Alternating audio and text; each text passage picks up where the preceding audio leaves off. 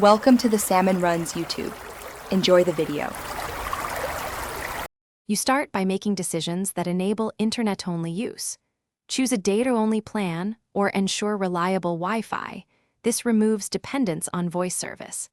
Next, sign up for a VoIP or SMS forwarding account if you need messages without a carrier call line.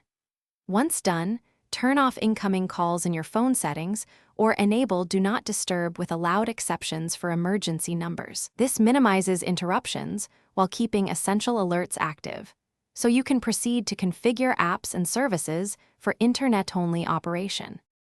Now you configure each app and service to operate without a carrier call channel. In Settings, force critical apps to use Wi-Fi or mobile data and revoke call permissions where allowed. Install and set up a VoIP client or softphone with your SIP credentials. Test microphone, speaker, and NAT traversal because audio issues often stem from router or firewall rules.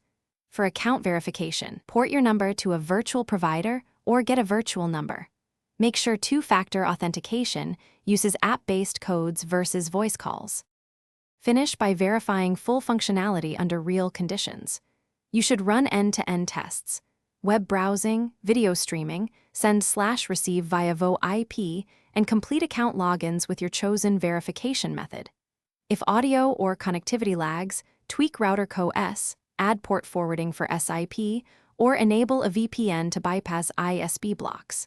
If tests still fail, confirm carrier account flags or provisioning and ensure no leftover call blocking rules prevent data services.